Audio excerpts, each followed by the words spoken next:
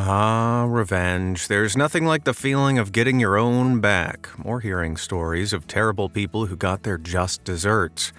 However, some people have taken their revenge plots way too far, but in a way I just can't get enough of. From cheaters who had their lives completely ruined to immortalizing the deed with tattoos, here are even more stories of people who conducted some nuclear-level revenge.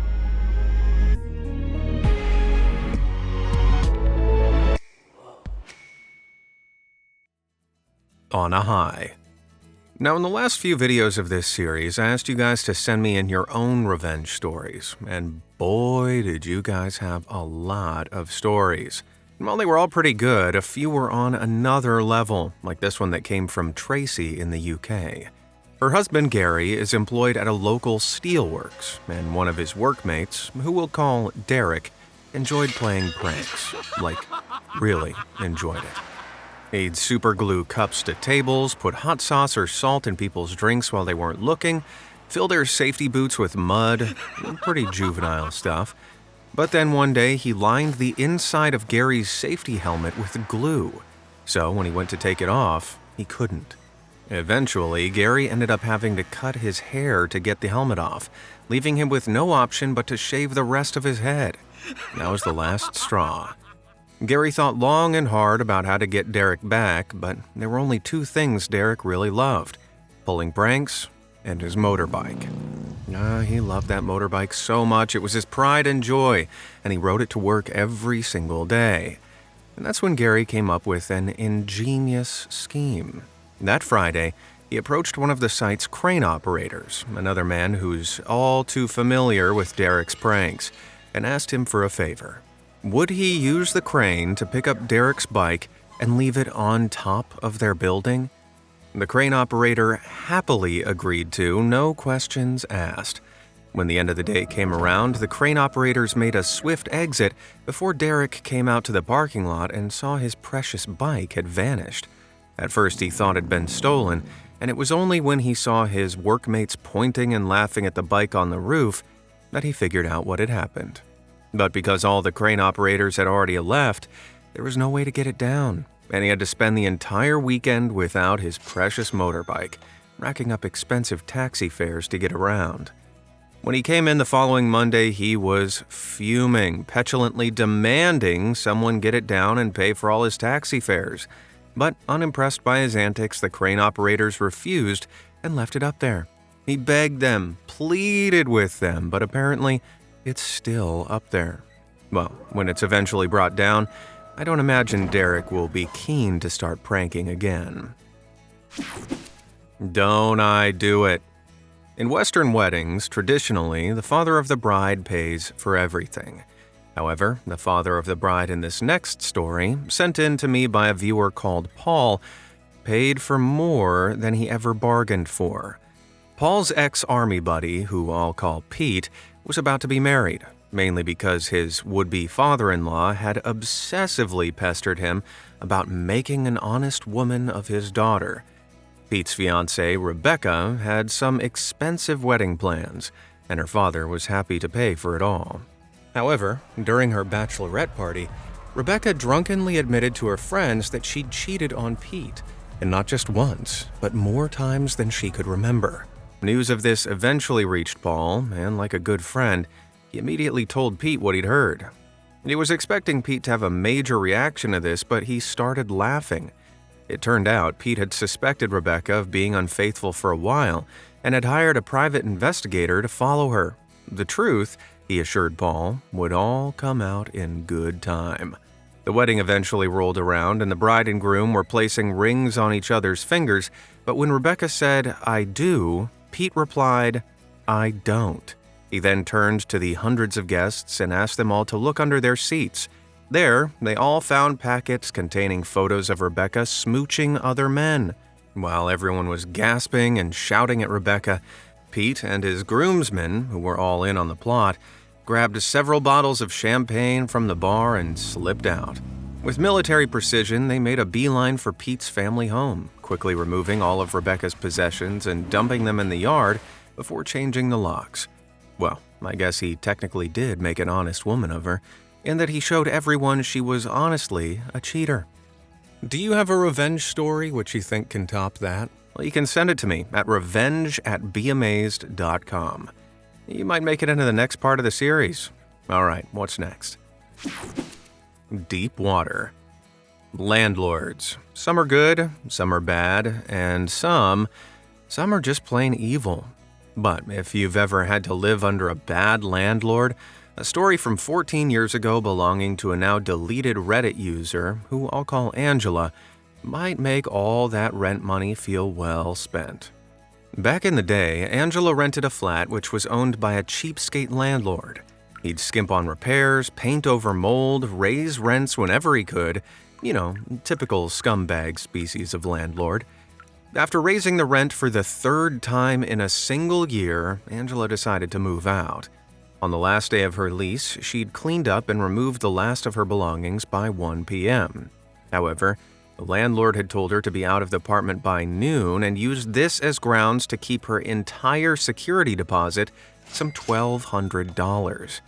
Angela was seething, but instead of fighting him on it, she decided to bide her time. 6 months later, in the dead of night, Angela dropped by her old apartment building. Without anyone around, she located an outdoor faucet that she'd seen a few times on a set of stairs leading to the building's basement, and turned it on. Water began pouring down the steps and into the basement, a room that was off-limits to residents as the landlord claimed he was using it for his own personal storage, namely for electronics and supplies for another business he ran. Then Angela simply walked off. She moseyed past the building a few days later and noticed that the faucet was still on, a deep pool of water now swamping the door.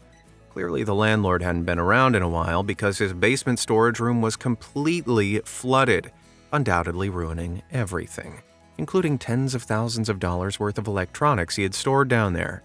Gee, I wonder if he skimped out on those repairs. Let it go. They say revenge is a dish best served cold, but I'd argue it's best served frozen, if Reddit user A Quiet Borderline's uncle's story is anything to go by. Uncle Dale was a senior engineer at a small firm in the U.S., and while not in his job description, he was also the one who organized the office parties. He left a tin box with a slit in the top outside of his office, which people could leave money in to donate to the firm's party fund.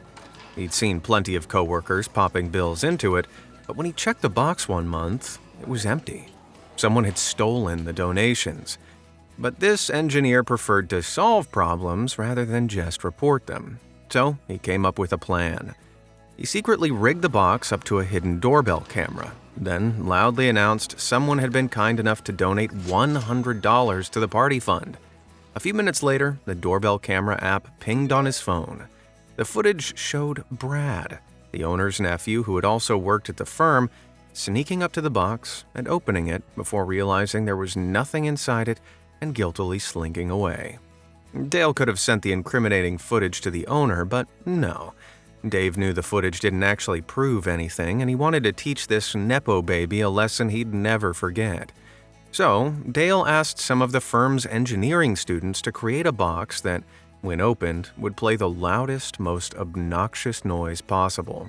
They quickly put together a box that not only blared the popular Disney song Let It Go from the film Frozen at full volume when opened, but they also made sure it wouldn't stop until the lid was closed, and you could only do that by hitting a hidden switch at the back. Dale then proudly glued the box down to the table with industrial-strength glue, shut the lid, and then loudly announced that someone had kindly donated $50 before walking away. A short while later, the deafening tune from Frozen suddenly blared through the office, and people gathered to see what was up. Everyone, including Brad's uncle, came to look and watch as Brad was desperately trying to close the box lid, but to no avail. The thief had been caught red-handed and in full view of the boss. 15 minutes later, Brad had packed up all of his things and been kicked out of the office. His uncle had also left a note in his file stating, "Do not rehire, do not recommend." So, just like that, this Nepo baby's easy career path, along with any hopes he'd ever become an engineer, were over. If only he'd let it go. The early bird. In my opinion, the worst kind of thieves are food thieves. Luckily, another person who wrote in, called Verika, enacted revenge on a food thief that was so vile, she made sure they'd never touch her snacks again. Back when Verika was a student, she shared accommodation with another student called Sophie, who, it turned out, didn't understand basic manners. Verika had spent an afternoon baking cookies, but as they were cooling, Sophie snaffled the entire tray and went to eat them in her room. When Verika only found crumbs were left, she was furious. And annoyingly, this would happen often, with most of Verika's baking ending up being sneakily gobbled down by her greedy roommate. Verika told her to stop, but Sophie repeatedly ignored her. So, Verika decided to do something she wouldn't be able to ignore. She made another batch of cookies, only this time she added huge fistfuls of dried mealworms into the dough. Oh, gross. Doubly gross for Sophie, though, because she was a strict vegetarian. Verika then baked them and, as per usual, left them out to cool. And right on cue, Sophie came in, snatched up the whole plate, and disappeared into her room. It was only when she was down to the last few cookies that Verika marched into her room and told her she'd actually eaten close to a half a pound of mealworms. Sophie's face dropped, and she started screaming.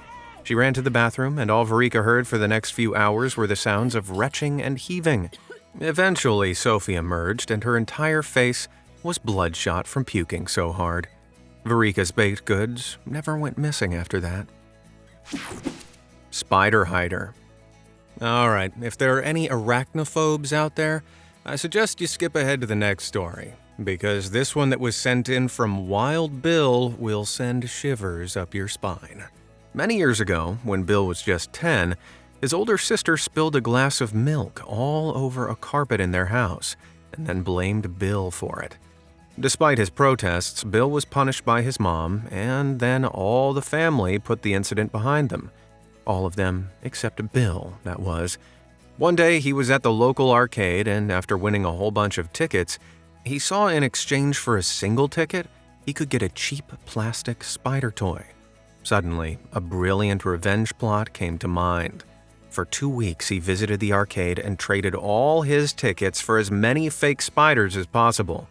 By the end, he had hundreds of the things and began hiding them all over his house. Now, this sounds pretty harmless, but both Bill's sister and mother were severe arachnophobes. Not just a bit scared of spiders, but mortally afraid. So whenever either of them found one of the plastic arachnids, they'd scream and shriek like there was no tomorrow. Bill's reign of terror continued for several weeks, and he hid these things everywhere, in their beds, in their clothes, their food cupboards. After a few weeks, his sister got used to the pranks, merely calling her brother stupid whenever she found another one. And that's when he enacted the final part of his plan. The entire time he'd been pranking his mom and sister, he'd secretly been catching a whole bunch of real spiders and kept them in a jar. And now it was time to release them. All over his sister's bed. After the jar was empty, he went downstairs, turned on the TV, and waited. He heard his sister walk into her room, and it wasn't long before she yelled down, "God, you're so immature." Bill could only assume that what happened next was she went to remove the spiders on her bed, thinking they were plastic, when she suddenly realized they were all real. She screamed so loud their mom ran upstairs, thinking something serious had happened. Moments later, both Bill's mom and sister were shrieking like banshees and ran out of the house. Bill took his sweet, sweet time removing the remaining spiders from the bed. But even once they were all gone, it's easy to imagine how paranoid his sister must have been every time she climbed into that bed. All that over some spilled milk. Tattoo far. Now, I love a good prank, but the pranks couples can play on each other are elite.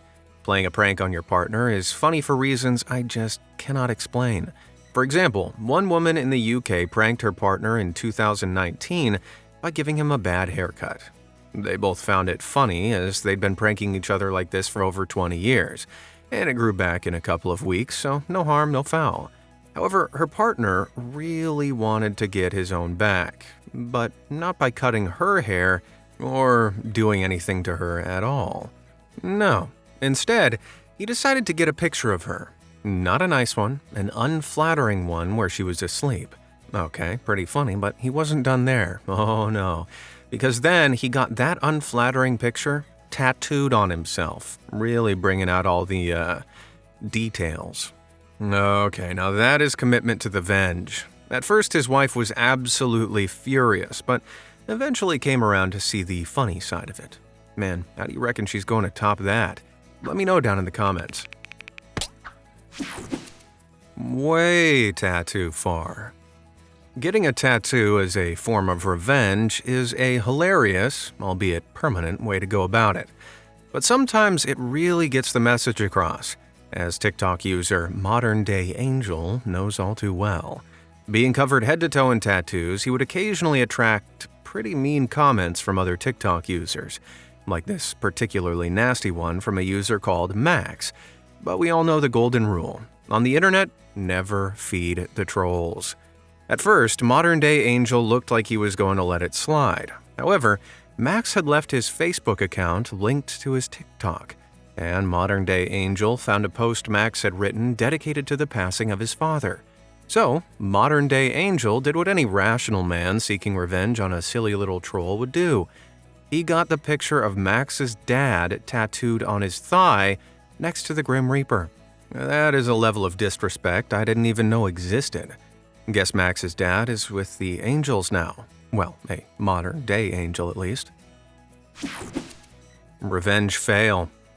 Now, I usually cover stories of nuclear revenge that succeed, but I want to talk about one which backfired so badly it made major news headlines all over the world.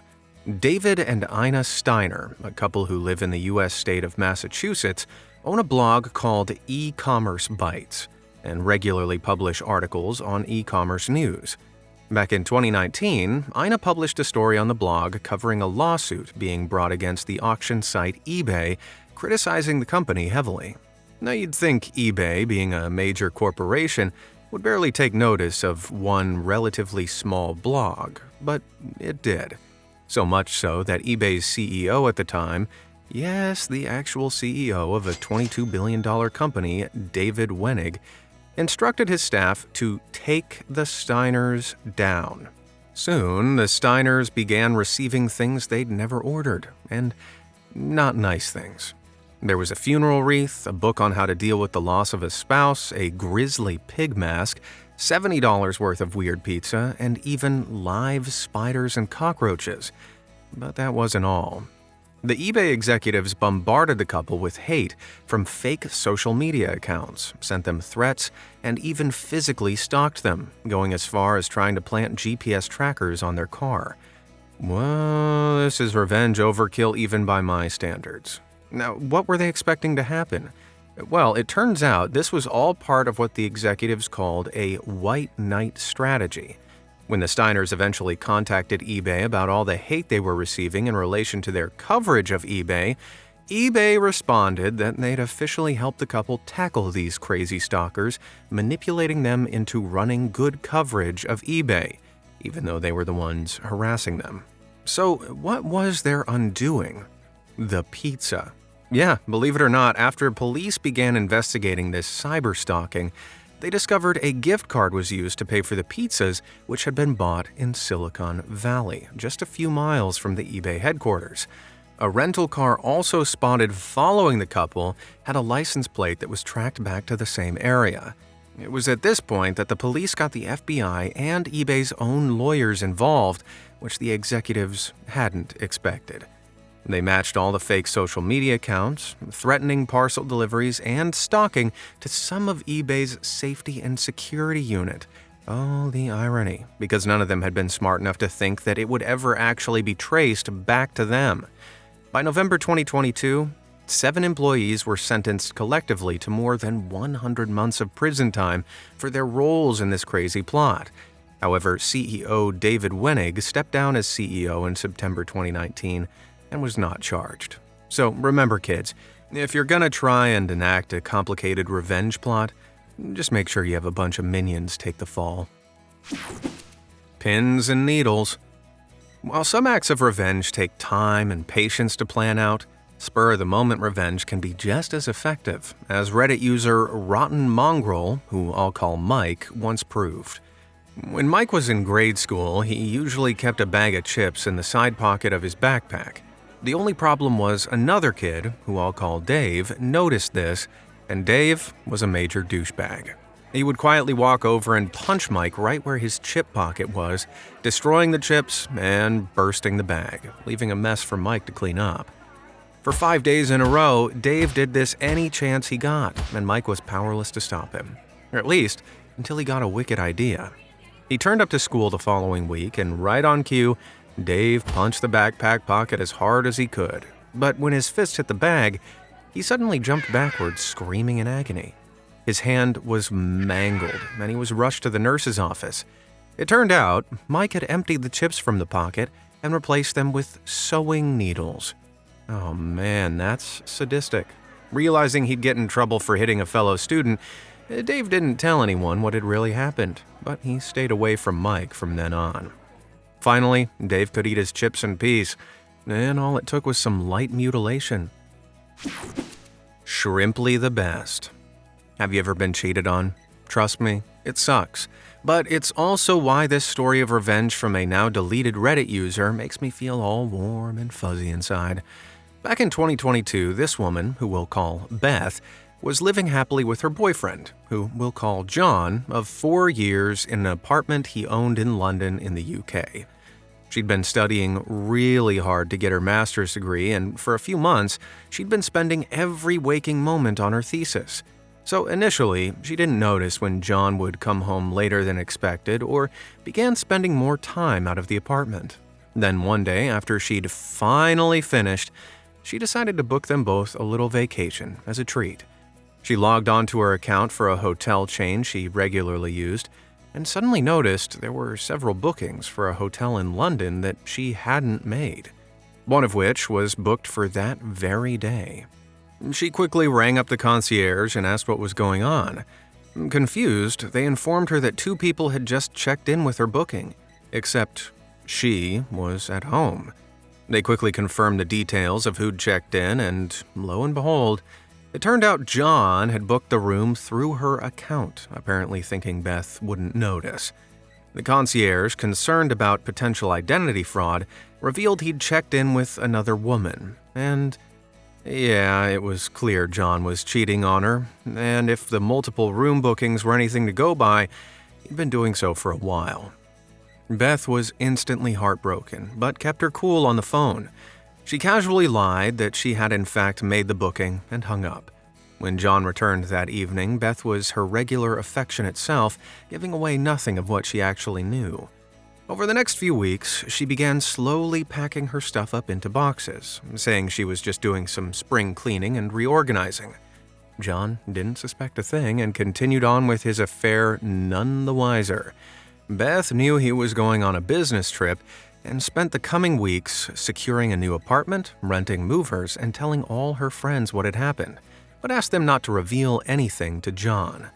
She also told their downstairs neighbors what John had done, and, disgusted by his behavior, they vowed to help her however they could.